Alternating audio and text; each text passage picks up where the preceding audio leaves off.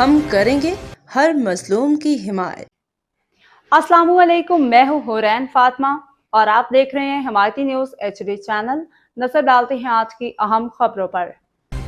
کراچی سے chief crime reporter حاجی عبدالغنی باریجو کی report کے مطابق ملیٹ گڈاف ٹاؤن میمن گوٹ کے شہید بھٹو لاء کالج میں سجل سامی آڈیٹوریم ہال کی افتتاحی تقریب کا اہتمام کیا گیا۔ پروگرام میں مختلف شعبہ جات سے تعلق رکھنے والی شخصیات نے شرکت کی۔ تقریب میں آنے والے مہمان گرامی کو ایوارڈ دیے گئے، ان کے اجرک اور لنگی پہنا کے عزت سے نوازا گیا۔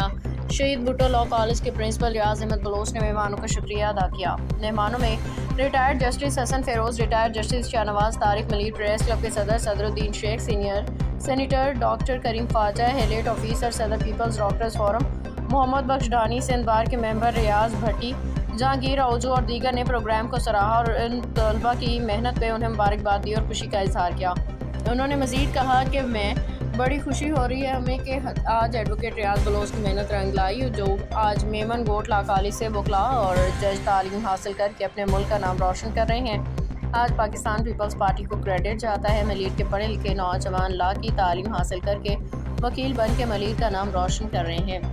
باخبر رہیے ہر جگہ ہر وقت، جانیے ملکی و غیر ملکی حالات و واقعات یقین کے ساتھ۔